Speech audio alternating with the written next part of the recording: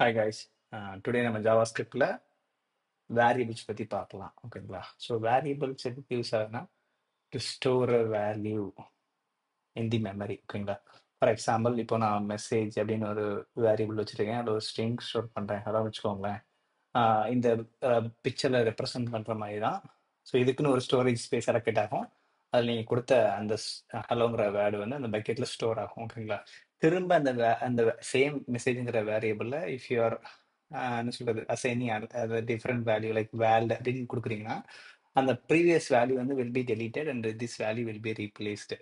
இதுதான் ஃபர்ஸ்ட் நீங்கள் வேல்யூவில் டிக்ளேர் பண்ணுறது, ரெண்டாவது ரீஅசைன் பண்ணுறது. So declaring and reassigning. ஓகேங்களா? இப்படி தான் memory allocation will be assigned for a variable in JavaScript. ஓகேங்களா? அதே மாதிரி three kind of variable declaration can be done in JavaScript. Var வேர்ங்கிற கீவேர்டு யூஸ் பண்ணி பண்ணலாம், லெட்டுங்கிற கீவேர்டு யூஸ் பண்ணி பண்ணலாம், அண்ட் கான்ஸ்டன்ட் அதை யூஸ் பண்ணி நம்ம பண்ணலாம். ஓகேங்களா? நீங்கள் வேர்ங்கிற கீவேர்டை யூஸ் பண்ணி பண்ணீங்கன்னா அது ஒரு ஃபங்க்ஷனல் ஸ்கோப் கிடைக்கும். ஓகேங்களா? Inside the function you can able to access it. இப்போ அதே மாதிரி இந்த வேரியபிள் நீங்க டிஃபைன் பண்ணீங்கன்னா இட் கேன் பி ரீடிக்ளர்டு. திரும்ப டிக்ளேர் பண்ணிக்கலாம். வேர் மெசேஜ் கொடுத்துட்டு நீங்க வேல்யூ ஸ்டோர் பண்ணிட்டு திரும்ப வேர் மெசேஜ் கொடுத்துட்டீங்கன்னா it will accept, it won't throw any error. ஓகேங்களா? அதே மாதிரி ரீஅசைனும் ஈஸியாக பண்ணிக்கலாம். லெட் பார்த்தீங்கன்னா பிளாக் ஸ்கோப்டு, அதோட இது பார்த்தீங்கன்னா அந்த பிளாக்குள்ள தான் இருக்குமே தவிர other out of the block வந்து அந்த வேரியபிளோட வேல்யூ வந்து you can't access it.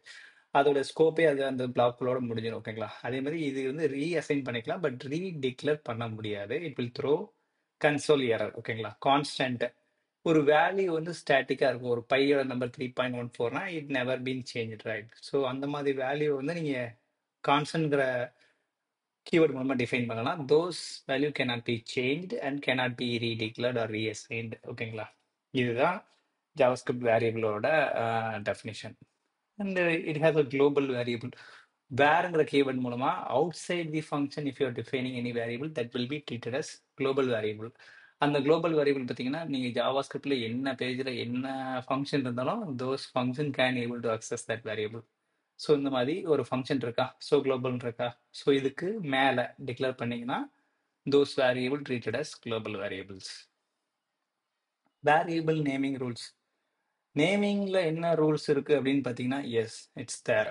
So நீங்கள் வந்து ஜாவாஸ்கிரிப்டில் வந்து டாலர் அண்டர் ஸ்கோர் அப்படிங்கிற மாதிரி ஸ்டார்ட் பண்ணலாம், ஒரு நேமை ஸ்டார்ட் பண்ணிக்கலாம். ஓகேங்களா?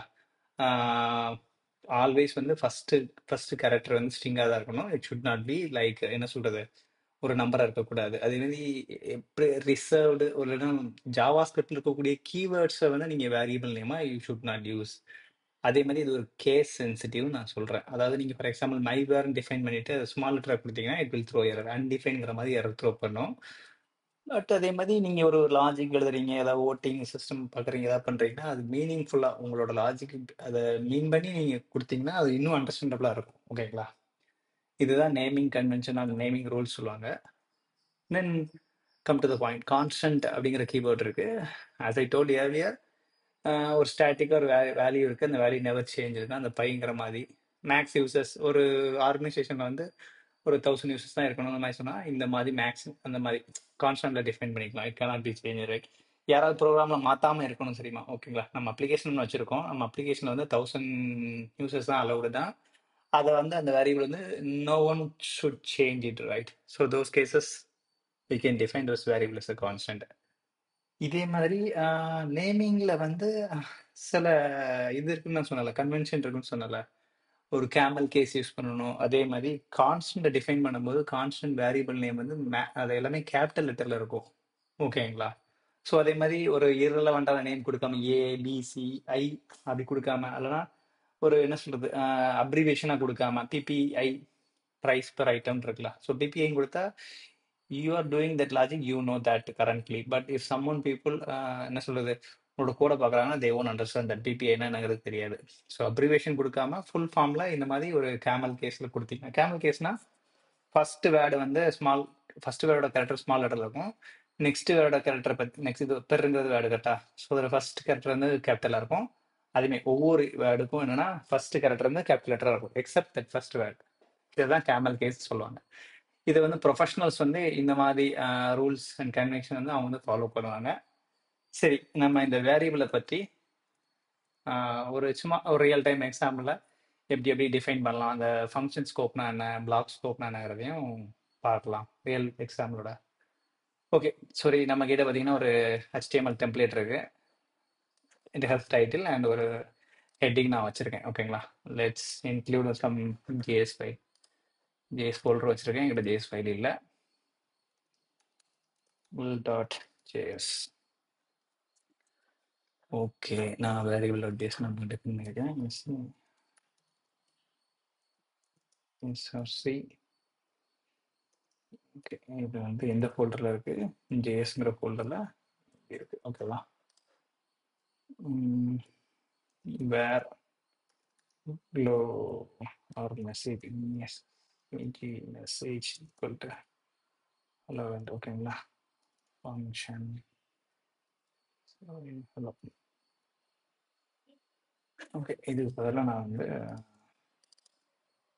console log பண்ணிக்கிறேன். if I call this function then only it will be executed. கரெக்டா? சரி, ஓகே, நம்மளோட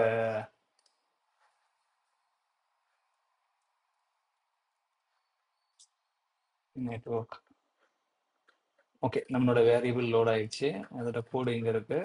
ஸோ ஒரு ஆக்ஷன் இப்போ வரைக்கும் நடக்கல. கரெக்டாக, நம்ம என்னன்னா மெசேஜ் அப்படிங்கிற ஒரு வேரியபிள் மட்டும் வச்சுருக்கோம். ஸோ நம்ம ஜாவா ஸ்கிரிப்டில் இருக்கக்கூடிய ஃபைலில் இருக்கக்கூடிய எல்லா வேரியபிள்ஸையும் வந்து நம்ம வந்து இந்த மாதிரி அவுட் சைடில் யூஸ் பண்ணி பார்த்துக்கலாம்.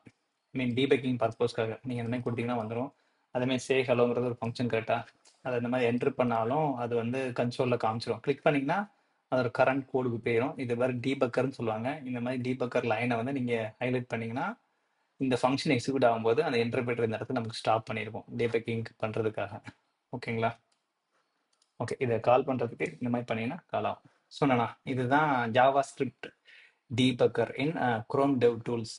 ஸோ இப்போ நான் அதை சொன்னேன், இது வந்து ஃபங்க்ஷனுக்கு அவுட் சைட் நான் டிஃபைன் பண்ணியிருக்கிறேன். ஓகேங்களா, but inside the function also I can able to access this variable. This is called global வேரியபிள்னு சொல்லுவாங்க. இந்த குளோபல் வேரியபிள்லாம் பார்த்தீங்கன்னா இந்த இதில் தான் மேப் ஆகிருக்கும். ஸோ எக்கச்சக்க வேரியபிள் இருக்கும். நம்மளோடது வந்து எம்ங்கிறது. கரெக்டா, ஸோ இந்த மாதிரியே நம்ம பார்த்துக்கலாம். ஸோ இந்த ஃபங்க்ஷனை எக்ஸிக்யூட் பண்ணும்போது எக்ஸிக்யூட் ஆயிடுச்சு. இப்போ நீங்கள் உங்கள் கன்சோலில் பார்த்தீங்கன்னா இட் வில் பிரிண்ட், ரைட்? எத்தனை லைன் நம்பரில் வந்து பிரிண்ட் ஆயிருக்கும் கூட சொல்லும். 4ஆம் லைன் நம்பர் வந்து பிரிண்ட் ஆயிருக்கு அப்படின்னு சொல்லிட்டு. This is how we will debug. நம்ம டீபக் பண்ணிக்கலாம். ஓகேங்களா, ஸோ இது என்ன, ஃபர்ஸ்ட் நம்ம என்ன பார்த்துருக்கோம்னா குளோபல் வேரியபிளை வச்சு பார்த்துருக்கோம்.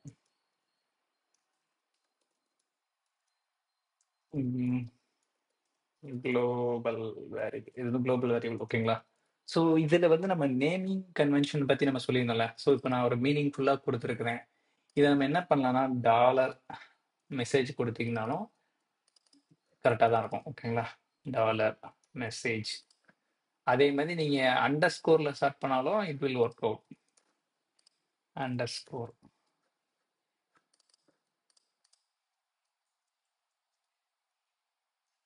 either.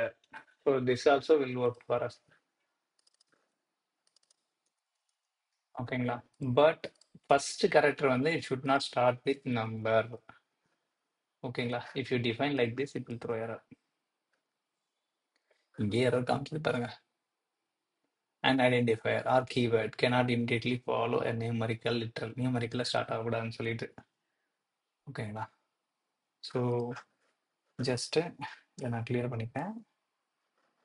ஓகே, டீபக்கர் 4ஆம் லைனில் இருக்கிறதுனால நம்ம பேஜ் லோட் ஆகும்போதும் டீபக் பண்ணோம். ஓகேங்களா, ஸோ நம்ம அப் ஆரோ டவுன் ஆரோ வந்து நீங்கள் இந்த கன்சோலில் நீங்கள் யூஸ் பண்ணீங்கன்னா ப்ரீவியஸாக நீங்கள் என்ட்ரு பண்ண கமெண்ட்ஸ் எல்லாமே வரும். அப் ஆரோ, ஓகேங்களா, போ பண்ணீங்கன்னா அது ப்ரீவியஸ் யூஸ் பண்ணி எல்லாமே வரும். ஓகே, ஸோ அந்த இதில் இருந்த 9 லைன் நம்பரில் அந்த ஃபஸ்ட்டு வேரியபிள் வந்து கால் ஆகுது. ரெண்டாவதுல மெசேஜ் இந்த இதில் இருக்கக்கூடிய வேல்யூஸ் வந்து நான் வந்து பிரிண்ட் பண்ணுறேன் கன்சோலில். ஓகேங்களா, ஸோ நேமிங் கன்வென்ஷன் பார்த்துட்டோம். ரெண்டாவது இதே மாதிரி கான்ஸ்டன்ட் பார்ப்போமா? சரி, okay, let's see local variable. Okay, we will comment this out for now.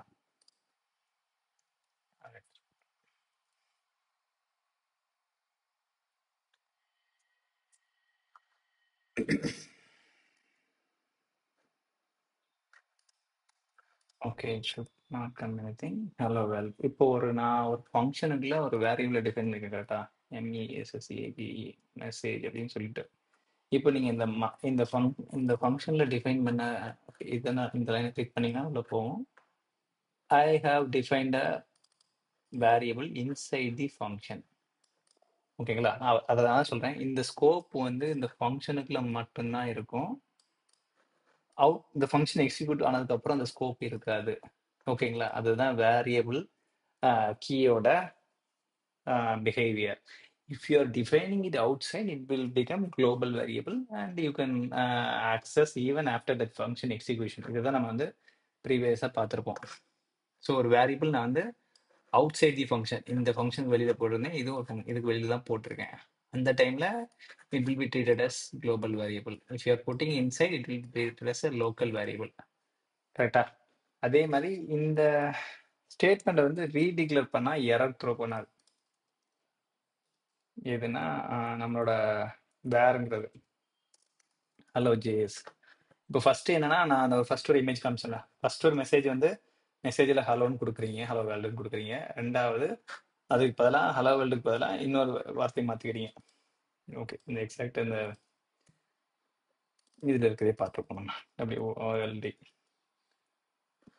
ஹலோன்னு ஒரு வேர்ல்டு வச்சிருக்கீங்க, அதை ரீப்ளேஸ் பண்ணி ரீஅசைன் பண்ணி ரீடிக்ளேர் பண்ணி ரீஅசைன் பண்ணல ரீடிக்ளேர் பண்ணியிருக்கோம். எப்போ ரீடிக்ளேர்னா நான் திரும்ப சேம் கீவேர்டை யூஸ் பண்ணியிருக்கேன், ரீடிக்ளேர் பண்ணியிருக்கேன். ஓகேங்களா?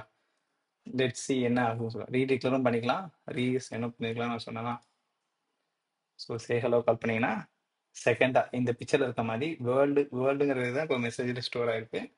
அதனால நமக்கு வந்து அந்த வேர்ல்டுங்கிற வேரியபிள் வருது. இங்கே வந்து நான் 2 டைம்ஸ் வந்து மெமரி லொக்கேஷன் வேறு கொடுத்துருக்கேன். இதே இது நீங்கள் லெட் கொடுத்தீங்கன்னா ரீட் ரீடிக்ளரேஷன் வந்து அலோவ் பண்ணாது. ஓகேங்களா? லோக்கல் வேரியபிள் யூஸிங் வேர்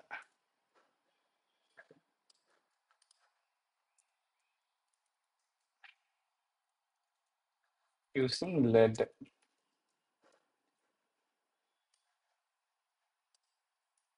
ஓகேங்களா? இப்போ என்னன்னா இதுக்கு லெட் இதுவும் லோக்கல் ஸ்கோப் தான், பட் யூ கேனாட். நான் இது வந்து இது என்ன சொல்லுவாங்கன்னா டிக்ளரேஷன் சொல்லுவாங்க.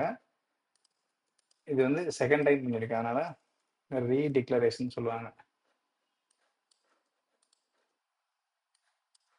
As I told here, இந்த ரீடிக்ளரேஷன் வந்து லெட்ல பாசிபிள் கிடையாது. If you reload this page that time itself there's a possibility of showing error. See, identifier message has already been declared. Already நீங்க டிக்ளேர் பண்ணிட்டீங்க. ஓகேவா? ஸோ வேர்ல வந்து அது அலௌடு, லெட்ல வந்து அது அலௌடு இல்லை. ஸோ நீங்க ரீடிக்ளேர் பண்ண முடியாது. Just can't do redeclaration via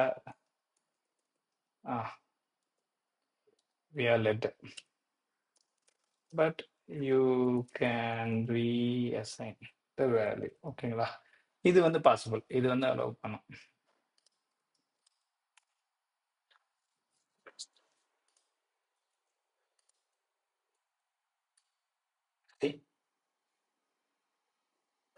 so அந்த வேல்யூ லாஸ்ட் உள்ள வேல்யூ வந்து ரீஅசைன் ஆயிடுச்சா? ஓகே, கான்ஸ்டன்ட்டை பற்றி பார்க்கலாம் நம்ம. கான்ஸ்டன்ட் வந்து ஆல்ரெடி சொன்ன மாதிரி ஒரு நெவர் சேஞ்ச் வேல்யூ வந்து இந்த மாதிரி கான்ஸ்டன்ட் வேரியபிள். ஓகேங்களா? ஓகே, வேர் லெட் அப்படின்னும் கிடையாது, கான்ஸ்ட்டுங்கிற கீவேர்டு மூலம் கொடுவாங்க. ஓகேங்களா? கான்ஸ்டன்ட் அதை பண்ணலாம். இப்போ என்ன இதில் வந்து நீங்கள் வேற ஏதாவது ரீஅசைன் பண்ண ட்ரை பண்ணீங்கன்னா this is called reassigning. You are doing this it will throw error. Assignment to constant variable. Constant variable வந்து நீங்கள் அசைன் பண்ண ட்ரை பண்ணுறீங்க அப்படின்னு சொல்லிட்டு. ஸோ அது என்னன்னா எப்போ அப்படி அசைன் பண்ணுறீங்களோ அந்த டைம் தான் அது எரர் த்ரோ பண்ணும்.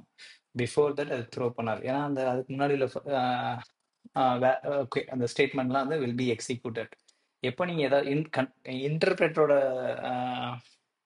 ஜாபே எப்படி இருக்குன்னா ஸ்டெப் பை ஸ்டெப்பாக தான் எக்ஸிக்யூட் பண்ணிகிட்டே வரும்.